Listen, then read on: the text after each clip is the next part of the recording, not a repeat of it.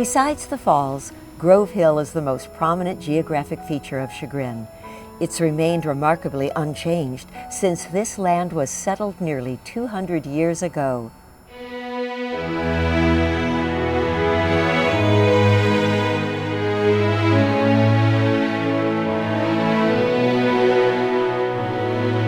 I'm sitting in an area where hundreds of others have sat in the decades and centuries before me. Austin Church probably sat near here. He was a member of one of the settling families, and he wrote about this place.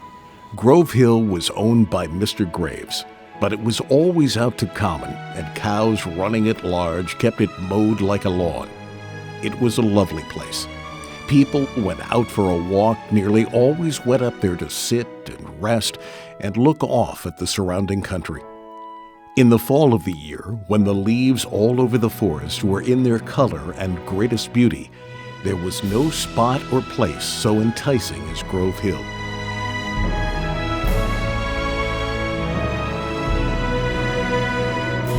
Thankfully, hundreds of others will be able to sit near here in the future and enjoy this spot, because the residents came together to save Grove Hill.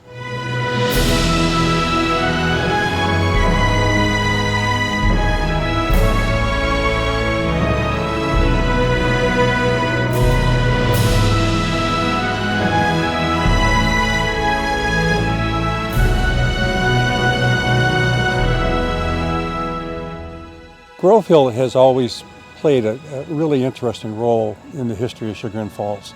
The original founders of Chagrin Falls, Noah Graves, and one of his partners in business both chose to build their homes up here on Grove Hill. And Noah Graves built his on the western end of Grove Hill, and Charles Sears built his on the eastern end. And it was a place that people came to look out over the village. You could see the whole village developing. Another unique feature of Grove Hill is the Work Projects Administration Wall. During the Depression, there were many projects around Chagrin, but this was pretty unique, and we have great photographs of it. And the way that they built that road was they took stones, flat stones, and then they literally pounded them straight down into the road to create the roadbed. So it was extremely stable. And then they built this beautiful wall out there. And most of those stones in that wall came from quarries around Chagrin. The Bancroft house here was built in 1878. And Mrs. Bancroft was known for her flowers. They actually built greenhouses down over the hill, and her flowers were all across the hillside. So it was really quite unique. In 1946, Phil and Benny Wilson, David Philip Wilson, purchased the Bancroft house. Phil and Benny were both artists in their own right. Phil, at that point, during the late 40s, early 50s, was one of the go-to portrait artists in the country. He did over 20 different governors' portraits, which hang in those governors' state houses, including 3 from the state of Ohio. In 1962, he was commissioned by the Chamber of Commerce of Ohio to do the official portrait of John Glenn. He also did a portrait of Neil Armstrong. Both of those portraits hang in the Air and Space Museum in Wapakoneta, Ohio, which is the home of Neil Armstrong. Benny was known for a lot of different artwork. But she was the chief designer for a Chicago wallpaper firm and also worked with wallpaper firms here in Cleveland. Phil and Benny raised their 3 children, Bonnie, Gretchen, and Cindy, in the house up on Grove Hill. One of the interesting stories is that Gretchen, the middle daughter, in 1986, she started a boutique in San Antonio, Texas. The name of that boutique is Grove Hill Limited, and their trademark is a representation of Grove Hill. After Chagrin Falls, Phil and the family moved to San Antonio, Texas, where he was the artist in residence at Trinity University. While there, he was commissioned to do a portrait of Lyndon Johnson, which stands in the Texas State House. Over the past 20 years, the house has kind of fallen in disrepair.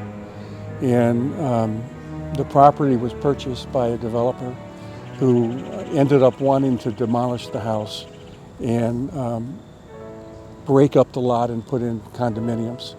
And a remarkable thing happened. A group of citizens got together and were able to forge a relationship with the Western Reserve Land Conservancy, create momentum in the community, and they were able to save this house.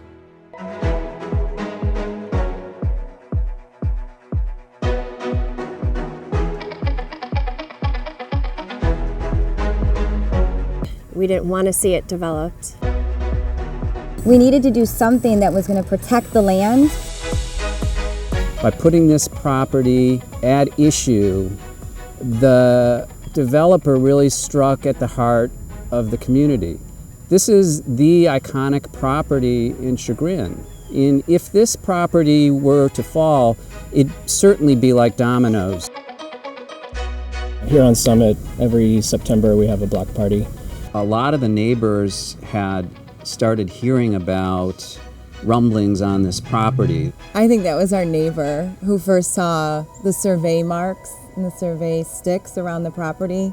And that's when I first started hearing rumors about that the property was going to change hands and that there were plans to build on it, things like that. And We saw surveyors out here. They were staking the property. There was some equipment on here taking borings to test the soil. Certainly raise our awareness of what's going on and what changes are going to happen and how it may affect us. Nobody really knew just what was happening, but we knew something was happening, and because the house had been on the market for so long and hadn't sold, and then all of a sudden there was all this activity over here, it just made us all a little nervous. It wasn't long after that we started to get in touch with our neighbors and sort of organize around it. There was this Architectural Board of Review meeting that was going to happen on November the 19th. And November the 18th, we were involved in this text exchange that hooked us all up, and I said, why don't everybody just come over to our house and let's meet? A few of the neighbors, we had done a little bit of research and we attended that meeting to find out, really what was going on, because there was a lot of mystery. No one really knew. But when we walked into the meeting on November 19th, the first sentence from the developer was he had changed his mind and he was going to tear down the Bancroft house. We weren't happy.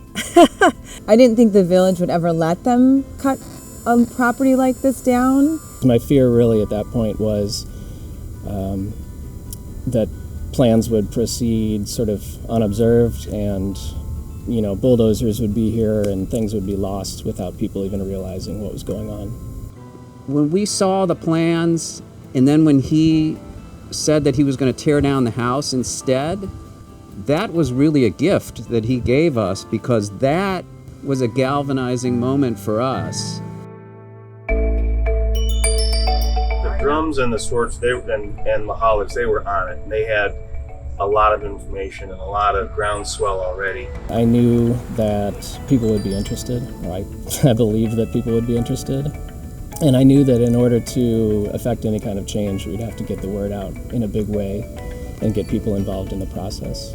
The next week we had a letter written to the newspaper, we had the Gmail account, and then 2 days later, Brian Drum, my neighbor, built this amazing website from scratch that had all the materials, all the information you could possibly need, including links to the PDF version of these plans and the developer's statements about what he was going to do. Social media is such a tricky thing right now, and I think we had an opportunity to use it for our benefit, to let people know what was happening, to get information out. I saw something on Save Grove Hill here, and I immediately jumped on it and set up a Facebook page, Save Grove Hill. That became a primary communication tool saving this home and our heritage is so important. Our high school classmate, Gretchen Wilson Richards, lived here with her sisters.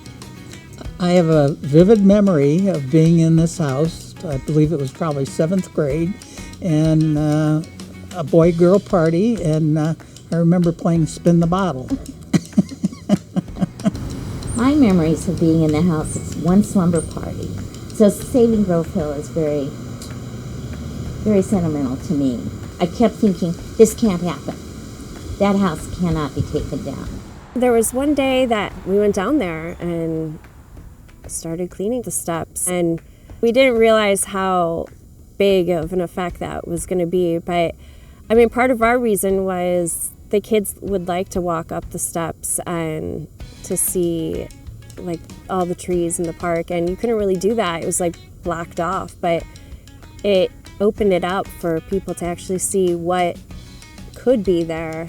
A lot of people started having questions about the Grove Hill history and what was happening here, and why was this important? Why was this neighborhood group starting to get together to save it? And so we thought it was really important for John to put on one of his programs on the history of Grove Hill. And it was so popular. I think I had one time slot, and we can only fit about 50 or 60 people comfortably sitting in our community room. So we added another time slot, and John awesomely did the program twice in one night. So we did like a movie, and it was just great. We had over 100 people come and see the program. I think it was just a few of us, and we were talking about how to get started, to get signs. The Webbers by this point were involved. They were pushing to get a sign, and I called Brian, or I emailed him, and I said, what do you want to do about these signs? And a couple hours later, he designed the signs. Heart Cards, owned by a local resident, John Gadd, donated some of the signs. I think I can say I put the first yard sign in the ground on Bell Street, and I put 5 out a day before I was leaving on a business trip, and we were inundated with requests for yard signs. What we were doing with social media was we were using it to then find out who was the support network we had, and delivering signs to people's front yards for weeks. And they just, the signs just popped up all over town, and that's not accidental. We had Chagrin Pet and Garden helped us with getting signs out to people. One of my employees had the sign in his front yard on Bell Street in South Russell. I called him, I said, what is that? He goes, I don't know, my wife got it. And then that started the ball. When I came to Chagrin in the mid-'80s, I had a history teacher, Tom Matter. I didn't know what history meant back then. Graduated, went on, and then he lured me back into a thing called the Chagrin Alumni Association. I got to meet a guy by the name of John Borisow. And then history started clicking between those two guys, understanding your roots, understanding everything, family, small town. So I wasn't really a Chagrin kid, but they got me into that energy of understanding it and respecting it. And it's the right thing to do. It's what this town's built off of, and we have to preserve it.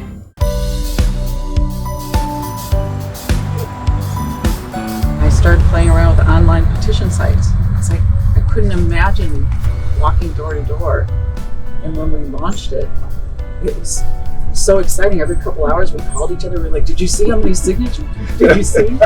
We were all willing to spend hours sending emails to people asking if they'd sign the petition, asking what they'd be willing to do to help. And then it felt like we had this supportive network behind us. And seeing the signatures coming in on the petition, they went as far as South Korea and England, and really, a few anyone all who around had the world, roots all from across here the country were inspired by it. That overwhelming support just of the petition really helped us. It fueled our fire, kept us going, and really, I think, was a big,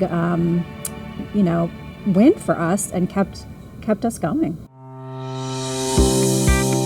We were able to get so much attendance at the meetings that City Hall was filled. It was The fire marshal ordered people away because it was too full. It was like late January, which was my second meeting as council president. We also had a zoning hearing for a zoning change hearing on our agenda that day, and more than 100 people show up. And we're over fire capacity. There's standing room only. People are crowded in the halls. And so I made that split-second decision at the beginning of the meeting to change the agenda. I looked at the mayor, I looked at the law director, and they were like, we have to just go for it. And so we moved the Save Grove Hill feedback into the beginning of the agenda, just so we could make sure we had a safe building for everybody, but also because we wanted to hear those people talk, and we didn't need to make them sit through a zoning hearing and the rest of our legislative agenda that day. When we first met with Village Council, I think it brought tears to people's eyes because they wanted to save this property, and everyone was so deeply involved and hopeful for what we could do. What I love about Chagrin is that people are engaged and people are involved, and they're smart people with interesting things to say. And so it was really neat to see that many people show up for a cause, because when that many people show up, things really do happen. Things really can move in a different direction than they would if people sat by and watched passively. That's when we realized this can keep growing. This can keep growing. We need it to keep growing. And our biggest question always was, but what's the next step? My wife, Mary, she was head of the Conservancy for many years, so we were very close to the Conservancy. And Rich was a good friend. And so I sent Rich an email with a picture of Mary standing at the top of the hill with the village down below. And I said, are you aware of this project? I knew it was kind of outside their general scope, but it was preservation. And he came back probably within a week and said, we're interested. We knew the Webbers very well and had actually gone to high school with his son. So Bill called me and we met and told me about the project, and we came over and walked around, and I decided this was definitely what we wanted to do. This is what we call a keystone property. So keystone properties are very rare. There aren't very many in any community, but there are always keystone properties in every community. And the definition is that property can go down two dramatically different paths. And one path, what the conventional marketplace would do with it, which would be a 5-home subdivision, which would be fine. On a normal property, a 5-home subdivision is fine. But the other path in this case is preserving one of the most historic homes in Chagrin Falls Village, creating a new public park that provides a new amenity to the village, preserving the beauty that's here. And those two paths are obviously diametrically opposed. You can't have, they're mutually exclusive. So what we do in Keystone Properties is we intervene and basically take the property out of the market through a market transaction. We actually have to buy it, of course, but we take it out of the conventional marketplace and put it into more of a community marketplace where we're doing something that the community wants and needs. The mission of Western Reserve Land Conservancy is to create healthy habitats for all of the communities of Northeast Ohio. And by healthy habitat, we mean beautiful places like this that give rise to clean air and clean water and beautiful sites, so that all the people and all the communities of our region will be a reflection of those healthy natural environments and of that beauty. We've now completed over 700 land conservation projects totaling 65,000 acres across about an 18-county area, which, just to put that into context, if you added up all of Cleveland Metro Parks holdings and all of the Cuyahoga Valley National Park, that would be about 50,000 acres. So we've added now 65,000 to that baseline. It's really adding up, and our role is comprehensive. So we have built a team on our staff and our board that can assess properties for natural resource value, historical value, and other really important community values. We have expertise in real estate transactions, not only how to do real estate transactions, but how to utilize the tax code to make them more tax efficient for the seller or the buyer. And then we also have tremendous fundraising capacity on top of that, both public funding and private funding. So after Bill Weber introduced the Grove Hill property to me, we immediately reached out to the developer who had purchased the property and expressed an interest in meeting with him and exploring what his wishes were. I also immediately reached out to the mayor, who had worked with for the last 25 years, so that was convenient and nice. And he said, you know, if you guys can make that happen, the village is all for it. We'd love to see it become a preserve. When the residents took up a grassroots community effort to acquire the property and the Land Conservancy joined in for an open market purchase of the property, I thought that was the best solution, because this is a historic structure, an iconic part of Chagrin, and I thought it should be preserved, both the house, the setting. And when the opportunity came up to create a pocket park, I thought that was the ideal, because it creates an iconic viewing place of Chagrin. It creates an opportunity for the village to create a little passive, quiet, reflective park in a residential neighborhood and create a great view of the village. So I think it was a wonderful solution. So it was a long negotiation. It probably took 60 days to convince them, and to come up, we had to come up pretty high in price, above what they had paid for it. But we knew we had the support of the community. Even though the village couldn't commit financially, it was really important to know that they were behind us. And then we worked with the Save Grove Hill group, and they all said, we can raise the money. And then we knew we could sell the house for something. We didn't know how much, but we knew we had that in our budget as well.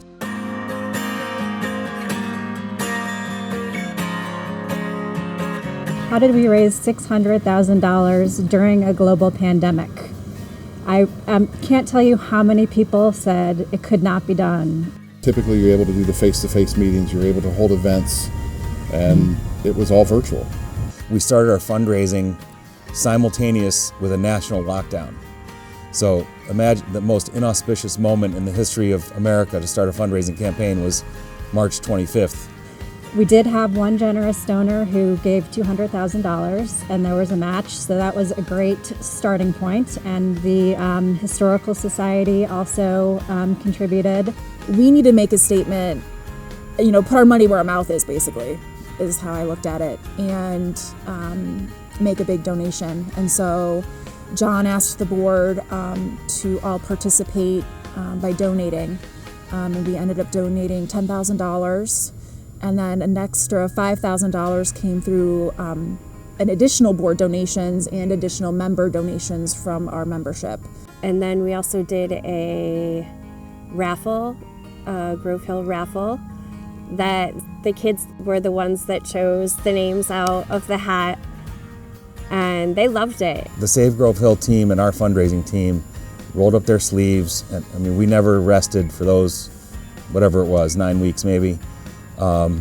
We had 17 staff members working on this project at one time. All the signs, the petition, that all made that so much easier, because we already had the base of support that we needed to do the fundraising.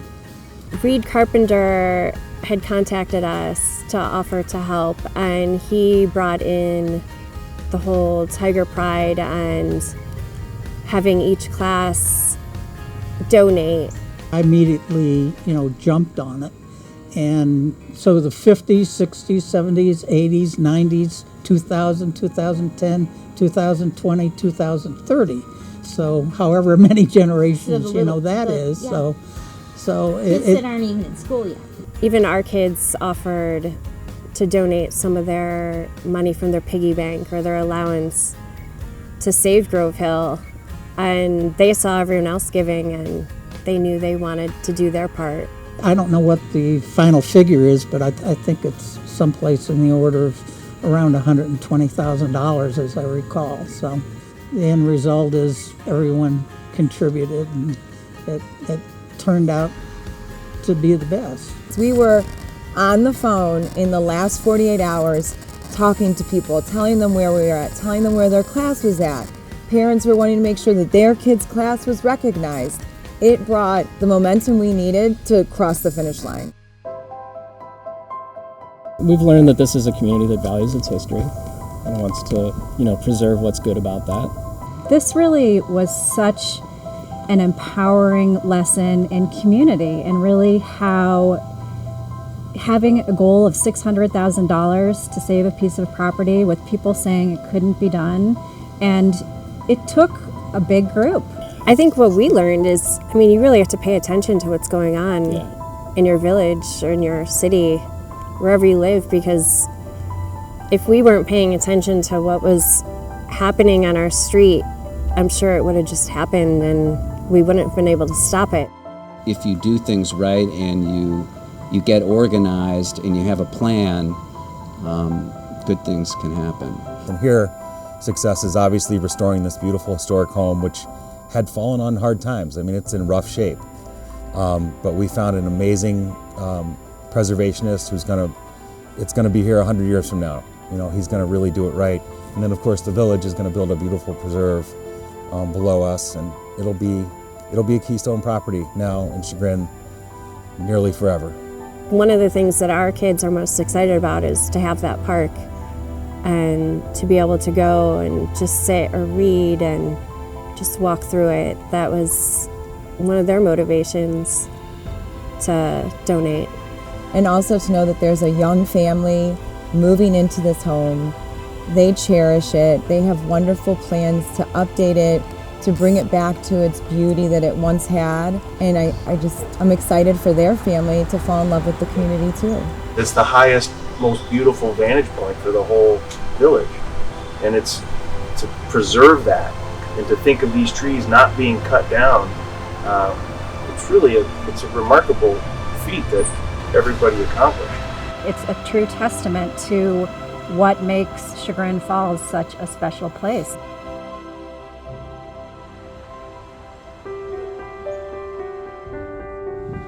The citizens of Chagrin have stepped forward many, many times to make a difference in the community. One of the first activities was the raising funds for the Civil War Memorial that's in the cemetery. At the outset of the Civil War, the women of Chagrin started getting together and meeting on a weekly basis. And they formed into an organization that they called the Soldiers' Aid Society.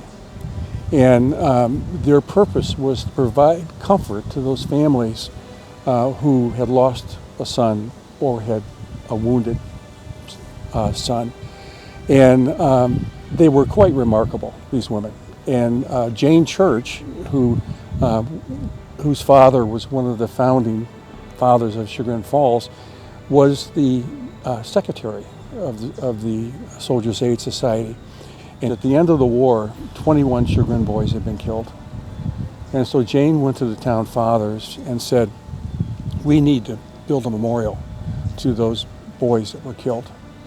And they raised $1,350 from the community, and they built the Civil War Memorial that's out in the cemetery. It was something that was there that reminded the community of their sacrifice.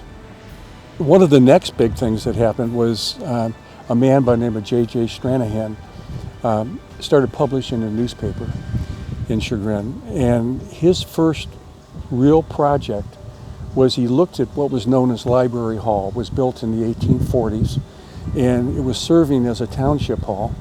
And he said, you know, we've got a community here that's growing, and this is a stigma on our community. We need to rebuild this building. And so they put forth a bond issue. The citizens responded, and they built a beautiful township hall in Chagrin. It had an opera house on the second floor. It would seat 200 people. And it was there until the 1940s when a fire took it away, and they rebuilt what is there now. And then over the years, there have been other instances of the citizens coming forward. One of the major companies in Chagrin was the Williams Foundry. And a foundry had a fire going 24 hours a day. And so in the 1880s, it caught fire. It was one of the largest employers in town. And the next morning, after the fire, men from Chagrin went down and started cleaning up that particular site. And they helped rebuild that foundry. And then a few years later, one of the other major manufacturers, the Ober Manufacturing Company, needed to expand. And they were getting particularly Muncie, Indiana, was saying, if you come to Muncie, we'll give you this. And so the citizens didn't want to lose that employer, so they went and says, what's it going to take to keep you here? And he said, it's going to take about $10,000. Now think about it, this is 1900, a lot of money. So they were able to raise $7,000, and the Oprah Company decided to stay. A number of different events where citizens have stepped forward to help create community parks. At one time, all of the area on the north bank and the south bank of the Chagrin River at Bell Street, that was all industry. And by the 1920s, that was really deteriorating. And the state fire marshal came in and condemned the buildings. And what the citizens did, they realized that this was valuable property for the community. And so they put together a petition, and they went to the village hall, and they said, we need to purchase this property. It can be here for the community. Maybe sometime in the future we would have village government buildings here, but we need to save this property. And so they did. They put a bond issue up, they got the money, they saved the property, cleaned it up, and by 1933 it was a community park. One of the things that happened, which was really kind of interesting, and to build this community momentum for the Riverside Park, was they had an essay contest at the school. Why is it good to have a park here in the middle of town? And all of these essays were then posted in the newspaper, the Exponent, and the winner got $5. But all the way through, from elementary school through the high school, the kids wrote essays about why it was important to have a park in the village. Another example was what's now known as River Run Park. That's on Solon Road. That used to be the town dump, but they kept having fires. And then as the Environmental Pollution Agency started coming in, the dump was actually located right across from the water treatment plant. So they said, no more dump. So again, a group of citizens got together and they said, this is another area that we could create a park. And the citizens group went after grants. They went door to door to get some money.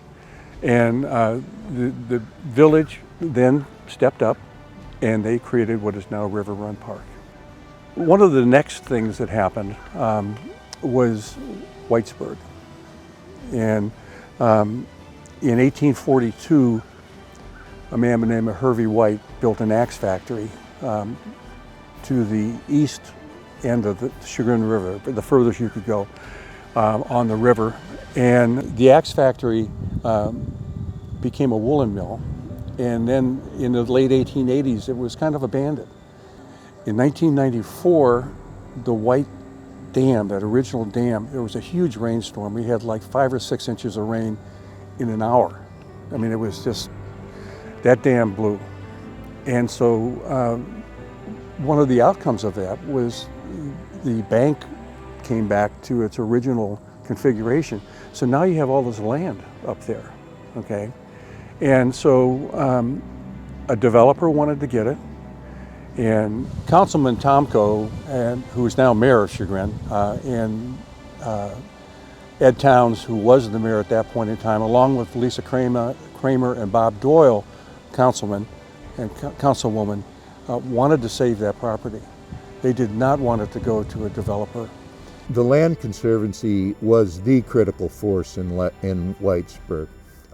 We actually received the core group of Whitesburg as a donation or a gift from the Ivex Corporation.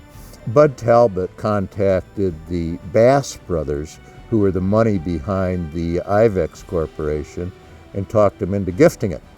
Then the Harmon property, which was immediately to the west, came on the market and was snapped up by a developer.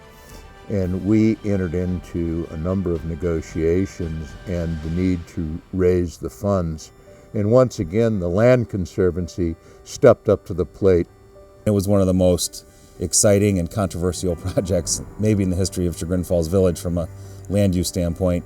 Developers owned the Harmon property, which was adjacent to Whitesburg Park, and were going to do a very aggressive residential subdivision, and many villagers and many members of council were against this. So with the backing of the financial backing of the Land Conservancy, the village decided to take the property by eminent domain, which resulted in a lawsuit in effect and a court decision that was made that set the value of the property, at which point we had to raise hundreds of thousands of dollars to help the village acquire it. And now, of course, the Harmon property is everybody's favorite part of Whitesburg Park, and no one remembers any of that. Also, another bit of the Whitesburg Park, that meadow area as you drive down the hill to it, was a gift from John Snavely of Snavely Development when he developed High Court, and it was through John's efforts that we really were able to acquire Harmon and the others. So most of what was done there were done with gifts and with charitable work of the Chagrin River Land Conservancy and now the Western Reserve Land Conservancy. None of that could have happened without that involvement. And again, that's another example of people getting behind and supporting the community. Another example was the Charles Sears house. Charles Sears was one of the original developers, so to speak, of Chagrin Falls. And his house was built in 1844. But that home was then occupied by many of the most important people in Chagrin. And eventually, in the 1920s, it was purchased by Windsor Hospital. And it became a beautiful facility, very large facility, treating individuals with mental illness. And when Windsor went out, kind of stopped functioning as a hospital, the property was bought by a developer. The mayor at that time, Tom Brick, set up a separate committee of individuals that to look into some solution to try to save this house. And these individuals really worked hard, developed a historic survey of the house and its owners and why it was important, got it listed across the state as an important historical structure. And after a period, just a couple months, they were able to find someone to buy the house and to refurbish it. So it's another example of citizens taking action to make a difference in the community. Around 2012, the school district started really taking a look at what they could do with the Philomathian Street building. Parts of that building were built in 1914 and other parts of it were built in 1939. And there were really some significant issues. And they came up with the conclusion at that point that it looked like their best option was to abandon that building and to build on property they had in South Russell. And a group of citizens got together once again and said, there's been a school in this site since 1842. Education was always important, and education was always part of the community. And so they got together and started really networking, again, using social media. They had a petition that they had signed. They were able to go to Village Hall and get the mayor or council to make a resolution that they should keep a school in the community. And they eventually got 2 members elected to the school board. The administration re-looked at the whole process and made a decision that yes, in fact, they could do something here in keep the school in the community. And because of, I think, part of the positive nature of the people that were involved, they passed a levy just overwhelmingly positive to pay for this, a bond issue. And it was really interesting to watch them deconstruct that building. You know, the Historical Society is right there, so I would get lost standing by the window there watching them. They had these 3 machines going at once. It was like they were big dragons, that would go in and bite and take stuff out, and as they demolished the center portion of the building were the classrooms. They left the 1914 building, and they left a portion of the 1939 building that included the auditorium and the gymnasium. And then they built back in between again. And it was just amazing to watch that happen. But again, a group of individuals who came together to make a difference for our community.